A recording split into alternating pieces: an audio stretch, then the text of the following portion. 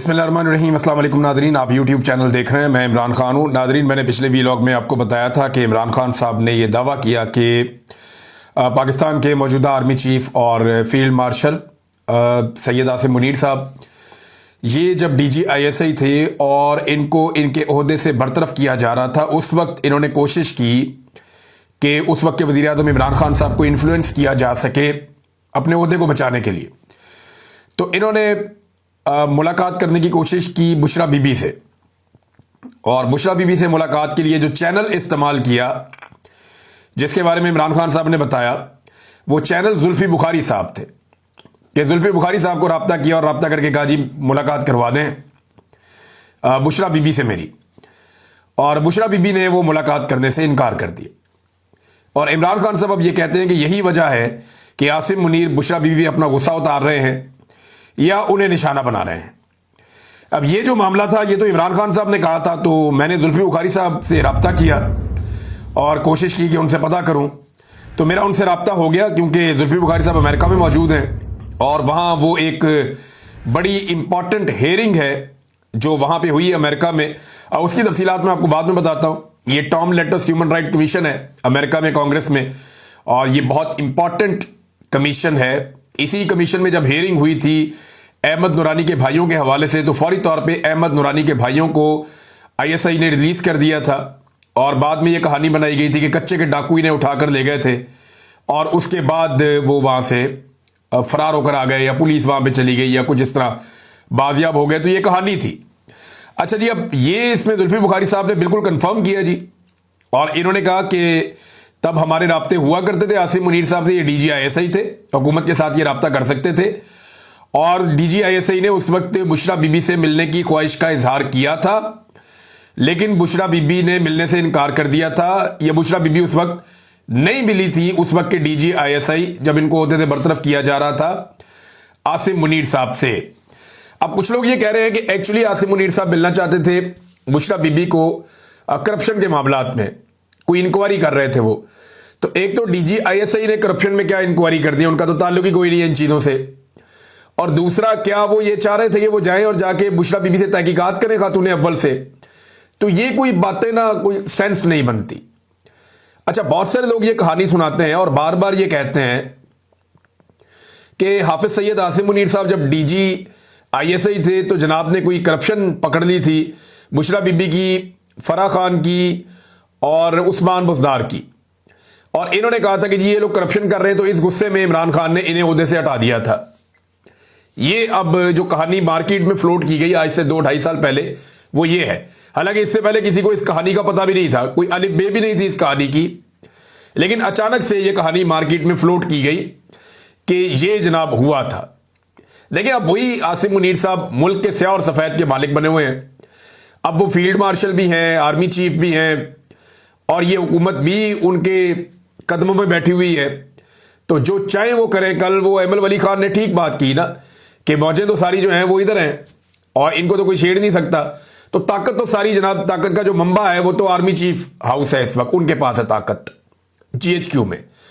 और मामला ये है कि अब सारी ताकत आपके पास है, तो पकड़े उस्मान बुज़दार को, पकड़े फराह खान को, और केस बनाए बुशरा बीबी पे उस करप्शन का जिसको पकड़ा था आसिम मुनीर साहब ने, और उनके पास कोई फाइल थी। क्या आज तक वो फाइल सामने आई? नहीं। क्या आज तक उस फाइल के कोई इल्जामात प्रैक्टिकली सामने आए? नहीं। इल्जाम क्या था कि ये लोग कोई अफसरान की ट्रांसफर पोस्टिंग करते हैं, जिसमें ये अफसरान की ट्रांसफर पोस्टिंग के लिए पैसा वसूल करते हैं। भाई, वो जो पैसा वसूल किया, रिश्वत लेना और देना दोनों जुर्म है। तो वो जो अफसरान रिश्वत देकर अपनी ट्रांसफरें ले रहे थे या अपनी पोस्टिंग्स करवा रहे थे, वो अफसरान किधर है? उनमें से कितने गिरफ्तार किए आसिम मुनीर साहब ने आर्मी चीफ बनने के बाद? 1, 2, 10, 20? कोई भी, एक भी नहीं। उस्मान बुज़दार कहां पे है? वो गर्मियां आजकल, तो वो आम ठंडे करके खा रहे हैं वहां पे दरिया में या स्विमिंग पूल में। तो उस्मान बुज़दार साहब को पकड़ लेते, उनसे पूछते कि आपने ये करप्शन क्यों की है। फराह खान के खिलाफ कौन सी कोई संजीदा एफर्ट हो रही है? कोई भी नहीं। चले, बुशरा बीबी तो जेल में है ना, तो बुशरा बीबी के ऊपर ही केस बना देते कि जनाब ये खातून ने ये पैसा वसूल किया, इस मद में वसूल किया, इस अफसर ने ये पैसा दिया, और फलां फलां ट्रांसफर और पोस्टिंग हुई। अगर एक फाइल आसिम मुनीर साहब के पास थी तो वो फाइल आज कहां पे है? ये सारी ऐसा लगता है कि एक कहानी है। अगर ये सच होता तो आज ये चीजें हमारे सामने होती। आज ये चीजें जो है ना, वो इतने सारे इद्दत वाला केस बनाने की जरूरत तो ना पड़ती। ये अजीबोगरीब किस्म के भोंडे मुकदमात बनाने की जरूरत तो ना पड़ती। फिर तो सिंपल ये होता, तोशा खाना का केस बनाने की जरूरत भी ना पड़ती। तोशा खाना में तो जितने भी पाकिस्तान के बड़े बड़े ओहदेदार हैं, चाहे वो जर्नैल हैं, चाहे वो सियासतदान हैं, चाहे वो माजी के वज़ीर आज़म हैं, चाहे वो मौजूदा, उस सबके घरों में सामान गया हुआ तोशा खाना का। ये कोई अनोखी खातून अव्वल तो नहीं थी कि इसके घर में क्यों चला गया। सबके घरों में जाता रहा, या तो सारों को पकड़ के अंदर कर दो। तो ये भोंडे केसेस बनाने की जरूरत तब पड़ी जब कुछ और था नहीं। अगर तो आसिम मुनीर साहब के पास कुछ होता तो वो उसकी बुनियाद के ऊपर आज केसेस बनाते, अगर वो सॉलिड होता। मैंने आपको पहले भी वो माजी में बात बता दी हुई है कि जनरल बाजुआ इमरान खान साहब के पास गए थे कि आसिम मुनीर साहब के साथ फलां फलां फलां फलां प्रॉब्लम्स जुड़ी हुई है, तो हमें डीजी आईएसआई तब्दील करना है। तो जनरल बाजुआ की ख्वाहिश पे इमरान खान साहब ने डीजी आईएसआई तब्दील किया, और जनरल बाजुआ ने ऑप्शन देने थे कि जनाब इसको लगा दो। तो आपको तो पता है कि फैज हमीद साहब उस वक्त जनरल बाजुआ को भी पसंद थे, इमरान खान साहब को भी पसंद थे, तो वो आकर लग गए डीजी आईएसआई। ये बात बिल्कुल ठीक है कि जनरल फैज का किरदार बड़ा घटिया रहा है, बड़ी घटिया हरकतें उस आदमी ने की है पाकिस्तान की सियासत में। और मेरी ये ख्वाहिश है कि जनरल फैज को किसी भी करप्शन के ऊपर सजा ना दी जाए, उसको सियासत में मुदाखलत पे निशाने इबरत बनाया जाए अगर बनाना है तो। करप्शन तो जनाब करते रहते हैं लोग, बेशुमार लोग पाकिस्तान में करप्शन करते हैं। ये आइंदा भी करते रहेंगे। असल सजा देनी चाहिए इन जर्नैलों को कि इन्होंने सियासत के अंदर मुदाखलत की है। निशाने इबरत बनना चाहिए जनरल फैज हमीद को भी, और आज भी जो सियासत कर रहे हैं, मैं उम्मीद करता हूं कल ये सारे भी निशाने इबरत बनेंगे, और जरूर बनेंगे। और ये कौम ये होता हुआ देखेगी, आज नहीं तो कल ये होगा। नाज़रीन, ये जुल्फी बुखारी साहब ने तस्दीक कर दी कि जनाब बुशरा बीबी से मिलना चाह रहे थे, तो खबर की तस्दीक तो होगी जो इमरान खान साहब ने जेल से कही। लेकिन इमरान खान साहब ने यह बात करने में बड़ी देर लगा दी। उन्हें भी यह बात बहुत पहले करनी चाहिए थी, यानी उन्हें यह बात बता देनी चाहिए थी कि जनाब क्या वजह क्या है, आसिम मुनीर साहब को क्यों गुस्सा है उनकी अहलिया पे, तो ये बात वो पहले करते। अच्छा जी, जुल्फी बुखारी साहब की जो हेयरिंग हुई है अमेरिकन कांग्रेस में, टॉम लैंटस ह्यूमन राइट्स कमीशन, ये बड़ा इंपॉर्टेंट है। इस हेयरिंग को रुकवाने की भी कोशिश की गई और पाकिस्तान से कोशिश की गई, और ये कोशिश पाकिस्तान तहरीक इंसाफ के अंदर से की गई। हत्ता कि यह भी कहा गया कि जुल्फी बुखारी को रोका जाए, कुछ और लोग हैं जिन्हें मौका दिया जाए, यह भी हुआ। और कुछ ऐसे लोग जो वहां जाकर बोलना चाहते थे, जो खुद विक्टिम है, जिनके साथ बड़ी ज्यादतियां हुई हैं, उन लोगों को बाकायदा पहले इनवाइट किया गया था कि आप लोग भी वहां पे आएंगे और आकर आप कांग्रेस के अंदर बताएंगे कि आपके साथ क्या जुल्म और जबर हुआ है। फिर उन सारे लोगों का मौका भी छीन लिया गया।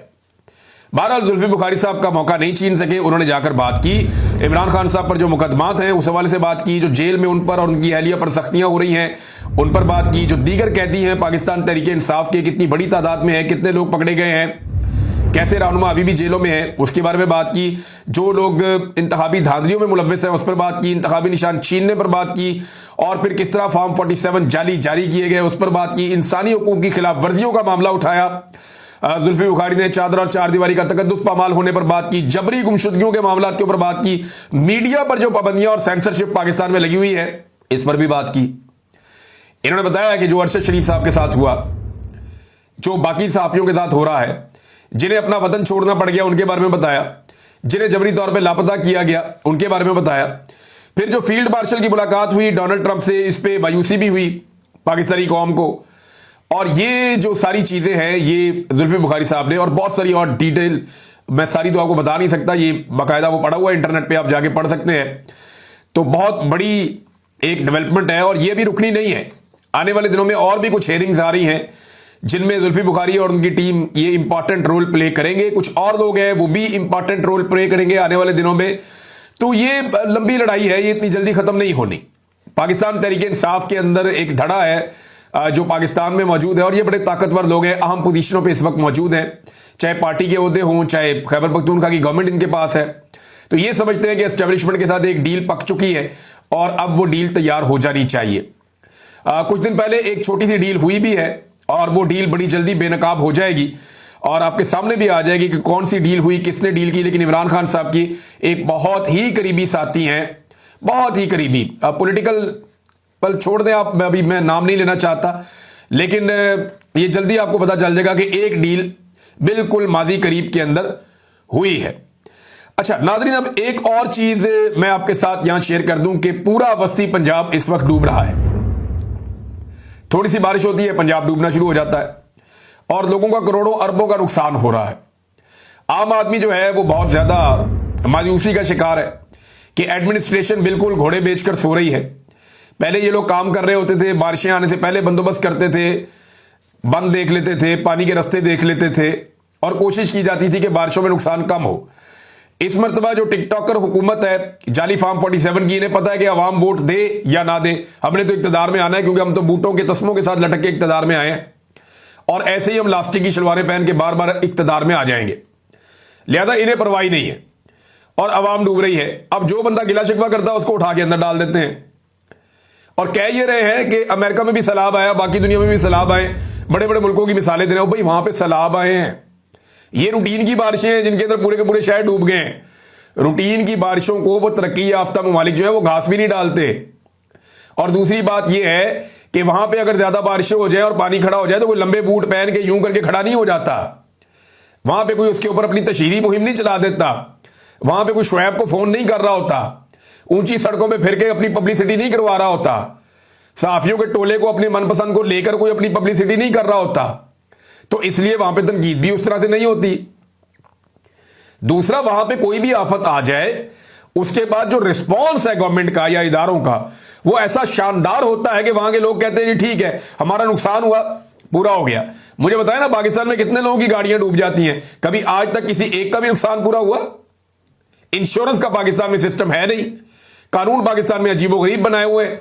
तो ऐसी सूरत हाल में फिर लोग बुरा भला ही कहेंगे और क्या कहेंगे। और अब जस्टिफिकेशन दे रहे हैं, यानी मैं कुछ सहाफियों को और कुछ ऐसे लोगों को जिन्हें ये हुकूमत या पीडीएम की जमातें नवाजती हैं, मैं उन्हें कहता हुआ देख रहा था। यानी कुछ लोग कहते हैं पेट्रोल अभी भी दुनिया के कुछ ममालिक के मुकाबले में सस्ता है। ये मुवाज़ना तुम लोगों ने उस वक्त तो नहीं किया जब इमरान खान के दौर में पेट्रोल 150 रुपए का था और आलमी मंडी में 125 रुपए का था। उस वक्त तो तुम लोगों ने यह मुवाजना नहीं किया, बेशर्मों की तरह तुम लोग तब कहते थे जी बहुत महंगा हो गया। यह मुवाजना तब करना था ना कि आलमी मंडी के अंदर कितने ममालिक और हैं जहां पे पेट्रोल पाकिस्तान से भी महंगा है, उस वक्त नहीं किया। जब पाकिस्तान में सस्ता था और आलमी मंडी में महंगा था तब मुवाजना नहीं करते थे। अब आलमी मंडी में सस्ता और पाकिस्तान में महंगा है तो अब ढूंढ के लाते हैं कि फलाना मुल्क ऐसा है जहां पे थोड़ा सा पाकिस्तान से आज भी महंगा है। इनकी बेशर्मी की इंतहा आप चेक करें। अब चीनी के बारे में बरतानिया से मुवाजना किया एक अकाउंट ने कि जनाब बरतानिया में चीनी आज भी पाकिस्तान से महंगी है, या पाकिस्तान में आज भी बरतानिया यानी आज 200 रुपए किलो हो गई है। तो ये वाला मुवाजना इन्हें याद आ गया। लेकिन जब इमरान खान के दौर में 80 रुपए किलो थी तब यह मुवाजना याद नहीं आया था। बरतानिया में तो और भी बेशुमार चीजें, वहां की गवर्नमेंट तो अपने वो शहरी जो काम नहीं कर पाते उन्हें वो पैसा देते हैं हर महीने जिंदगी जीने के लिए, रिहाइश देते हैं उन्हें, पैसा देते हैं उन्हें बेनिफिट्स देते हैं, उन्हें तो मुफ्त इलाज मिलता है, मुफ्त तालीम मिलती है, बेशुमार और चीजें उन्हें मिलती हैं वहां पे। तो उसका तो आप जिक्र नहीं करते। चीनी आपको याद आ गई कि आज भी बरतानिया में पाकिस्तान से महंगी है। तो जब पाकिस्तान में 80 रुपए की थी ना तो बरतानिया में तब भी इसके आसपास ही थी जितने की अब है। पाकिस्तान में महंगाई बढ़ने की शरह में और बरतानिया में महंगाई बढ़ने की शरह में भी बात कर लें आप कि कितना फर्क है। ढिठाई और बेशर्मी के साथ ये लोग जो है वो डिफेंड करते हैं हुकूमत की बेशर्मियों को और हुकूमत की नालायकियों को। और नाजरीन एक और चीज, इकोनॉमी को काफी सहारा मिल रहा है। ये भी वो कहते हैं कि जनाब ये महंगाई की जा रही है, इससे इकोनॉमी को सहारा मिल रहा है। बिजली महंगी कर रहे हैं जी, बड़ा अच्छा कर रहे हैं, इकोनॉमी को सहारा मिल रहा है। गैस महंगी कर रहे हैं जी, इकोनॉमी को सहारा मिल रहा है। तो इमरान खान के दौर में वो पैसे क्या बनी गला लेकर जा रहा था? उसके दौर में तो हुकूमत के अखराजात भी कम थे, आज तो हुकूमत के अखराजात भी बहुत ज्यादा है। तो ये बेशर्मी और ढिठाई है हमारे चंद सहाफियों की और ऐसे दानिश्वरों की जो बिला वजह के दानिश्वर बने हुए हैं और उन्हें यह बात समझ भी नहीं आती कि यार लोग सब कुछ जानते हैं, लोगों को आप बेवकूफ नहीं बना पाएंगे। आप माइक लेकर जाए ना, लोगों से कहे जी महंगाई वाकई कम हुई है, तो देखें लोग आपका मुंह तोड़ देंगे और आपका माइक छीन लेंगे। ये करेंगे लोग। बहरहाल जुनैद अकबर ने नोटिस लिया है चीनी के मामले का और नोटिस पब्लिक अकाउंट्स कमेटी में बैठकर लिया, क्योंकि वो चेयरमैन है पब्लिक अकाउंट कमेटी के। तो उन्होंने कहा कि हुकूमती फैसले की रोशनी में चीनी की दरामद पर टैक्स छूट की मंजूरी पर एफबीआर के नोटिफिकेशन का नोटिस लेते हुए एसआरओ पर वजाहत के लिए चेयरमैन एफबीआर को अगले इजलास में तलब कर लिया। ये जो शुगर माफिया है ना, ये बहुत ताकतवर है।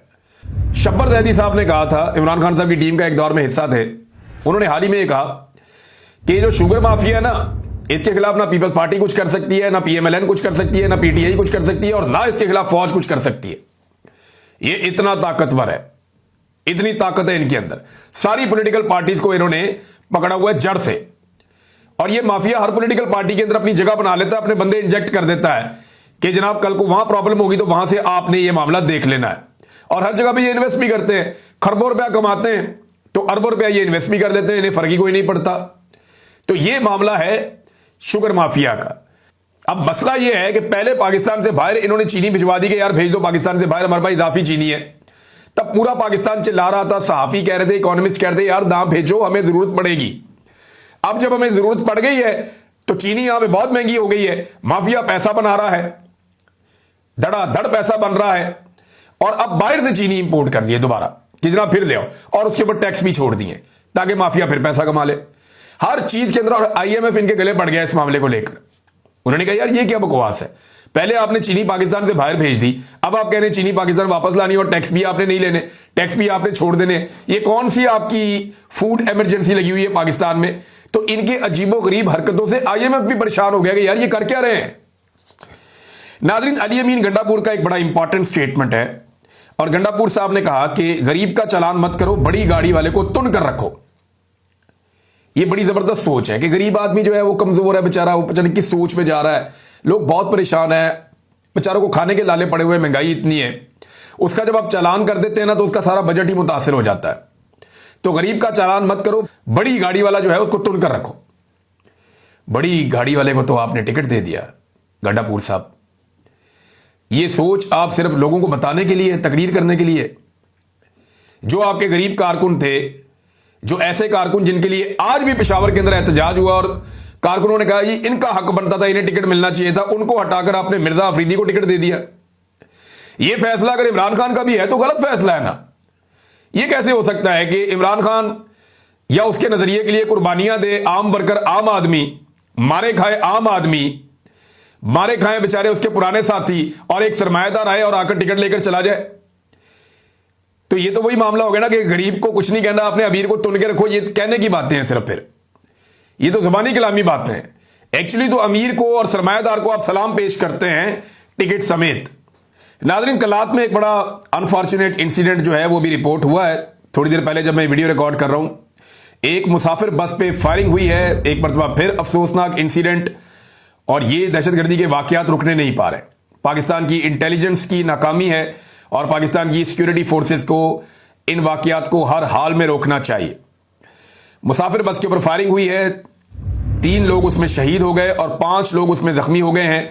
बड़े दिलखराश मनाजिर थे जब मैं ये देख रहा था, बड़ा अफसोसनाक मामला है। नाज़रीन, एक और चीज़ जो मैंने आपको बताई थी ये मजीद खुलकर सामने आ गई है, और शाकिर एवान साहब को क्रेडिट जाता है, उन्होंने इस सारे मामले को उठाया और बड़े पैमाने पर इस मामले को उठाया। 9 मई के मरकजी गवाह हसाम अफजल अदालत के सामने एक्सपोज हो गए, और ये एक वकील हैं बुरहान मुअज्जम मलिक। उनकी दरखास्त पर काफ़ी दिनों की लेतोलाल के बाद बिलाखिर पुलिस रोजनामचा अदालत के सामने पेश किया गया। रोजनामचे में पेजेस फाड़ फाड़ कर इंतहा की टेम्परिंग की गई थी। यानी जो रोजनामचा पेश किया गया उसमें सफ़े ही फाड़े हुए थे। भाई ये बच्चे थोड़ी रोजनामचा बनाते हैं, या पुलिस स्टेशन में शाम के वक्त बच्चे खेलने आ जाते हैं, जब वो सफ़े फाड़ देते हैं, जहाज बना के उड़ा देते हैं। ये पुलिस का रोजनामचा है, इसको तो बिल्कुल सही तरीके से मेंटेन होना चाहिए। तो सफ़े फाड़े हुए थे, टेम्परिंग की हुई थी, लेकिन वो कहते हैं ना कि चोर कहीं ना कहीं अपनी निशानी छोड़ जाता है। ऐसा ही हुआ।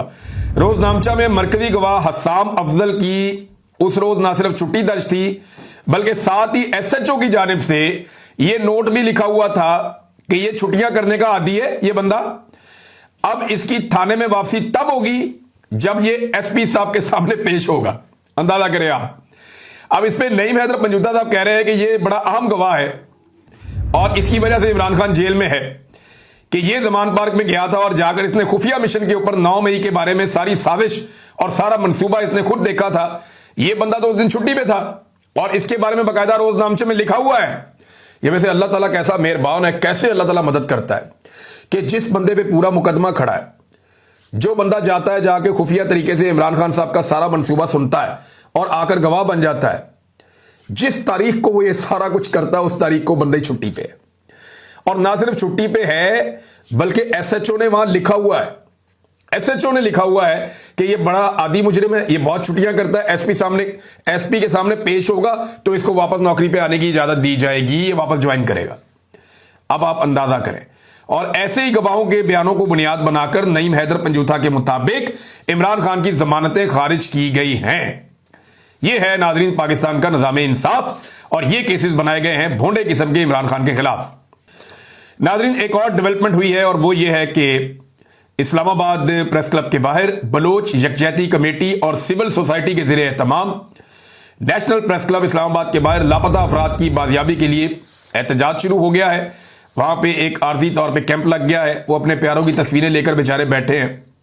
मेरी सिर्फ एक गुजारिश है कि सिर्फ जाकर इन्हें देखें आप, इन बच्चियों को, ये जो माएँ वहां पे मौजूद हैं, जो बाप वहां पे मौजूद हैं, जो बहनें वहां पे मौजूद हैं, जाकर सिर्फ इस्लामाबाद के शहरी एक नज़र इन्हें देखें आप। ये सिर्फ अपने प्यारों के मुंतज़िर हैं। ये इतना ही कहते हैं कि अगर हमारे प्यारों ने कोई जुर्म किया है तो आप उन्हें अदालत में पेश कर दें। आप जबरी तौर पे उन्हें गुमशुदा या लापता नहीं कर सकते। आप किसी की सांसों के मालिक नहीं बन सकते। आप ये तकलीफ नहीं दे सकते पूरे कुंबे को कि एक आदमी गायब ही हो गया बिल्कुल दुनिया से, उसका पता ही नहीं चल रहा कि बंदा गया किधर। ये आप नहीं कर सकते। दहशतगर्दी तो बलूचिस्तान में अभी भी हो रही है, और अगर ये लोग दहशतगर्द हैं तो इन्हें अदालतों में पेश करें, कानून के कटहरे के अंदर लेकर आए ना, ताकि पता चले किसने क्या किया, दूध का दूध पानी का पानी हो जाए। ये लोगों को गायब तब किया जाता है, और उन लोगों को नॉर्मली गायब किया जाता है जो लोग नजरियाती लोग होते हैं, जो अपने नजरिए के ऊपर कारबंद होते हैं, जो बात नहीं सुन रहे होते। नॉर्मली उन्हें गायब किया जाता है। दहशतगर्दों को तो मार दिया जाता है। अब तक के लिए इतना ही। अपना ख्याल रखिएगा, अपने इस चैनल का भी। अल्लाह हाफिज़।